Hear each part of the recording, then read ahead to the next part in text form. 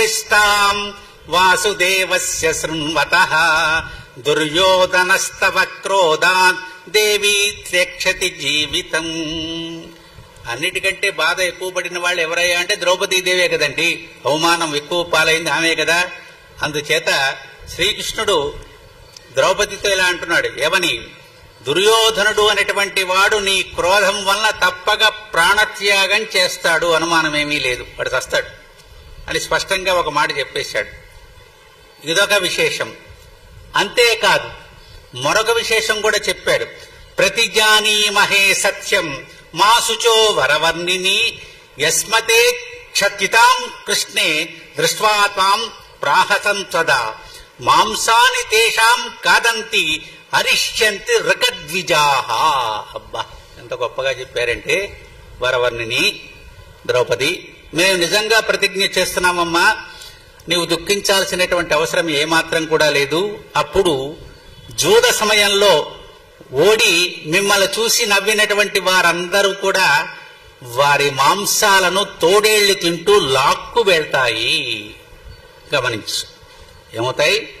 వాళ్ళ మాంసాలను తోడేళ్లు పట్టుకుని లాక్కెళ్లి పీక్కు తింటాయి. ఎవరు? ఆ రోజు నిన్ను చూసి పగలబడి నవ్వి వికటాట్టహాసం చేసినటువంటి వారు ఉన్నారు కదా, వారందరికీ జరగబోయేటువంటి సన్మానం అది.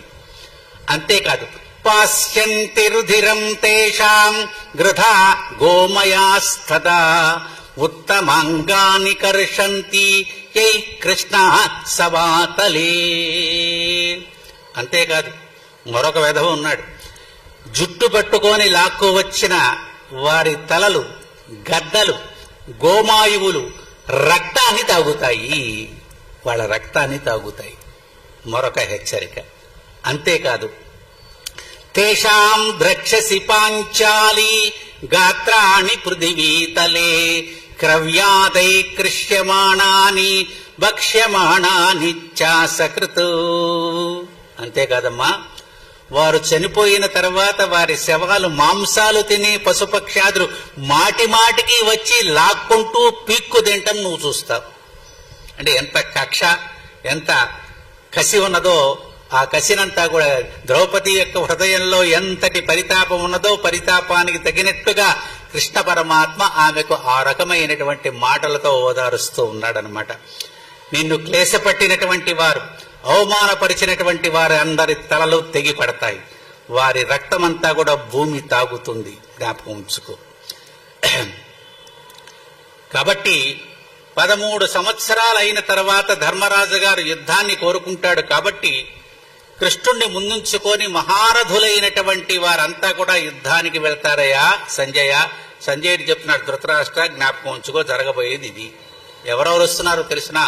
రామశ్చ కృష్ణశ్చ ధనంజయశ్చ ప్రద్యుమ్న సాంభౌ యుధాన భీమౌ మాద్రీ సుతౌ కైకయ రాజపుత్రౌ పాంచాలపుత్రా సమత్సరాజ్ఞా ఏతాన్ సర్వాన్ లోక రాజేన జేయాన్ మహాత్మనః సానుబంధాన్ ససైన్యాన్ కో జీవితార్థీ సమరేభ్యుదీయాత్ క్షుద్రాన్ సింహాన్ కేసరినో యథైవ.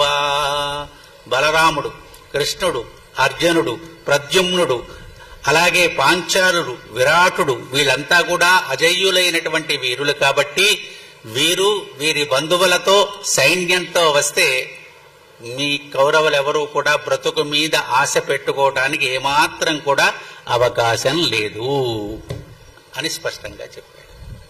ఎవరికి? ధృతరాష్ట్రుడికి సంజయుడు చెప్పాడు.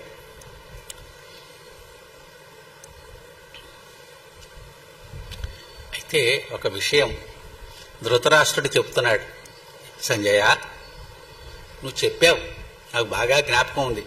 జూదంలో రాజా నీవే గనక జూదంలో గనక నెగ్గినట్లయితే నిజంగా కౌరవులకు అంత్యకాలమే అని ఆనాడు చెప్పావు. కాబట్టి రక్తపుటేరులు ప్రవహిస్తాయి అని కూడా చెప్పావు. ఇప్పుడు జ్ఞాపకం వస్తుంది నాకు. ఆనాడు నువ్వు సూచన చేశావు, కానీ నేను వినలేదు. కాబట్టి జరగబోయేటువంటిది ఇది. కాబట్టి ఈ రకమైనటువంటి సన్నివేశం జరుగుతుంది అని చెప్పి నాకు కూడా స్పష్టంగా తెలుస్తుంది. కాబట్టి ఆనాడు అనేటువంటి మాట ఈనాడు తప్పనిసరిగా జరుగుతుంది కనుక యుద్ధం రాగానే నిస్సందేహంగా వీటి యొక్క ఫలితాలన్నీ కూడా చూడబోతాము.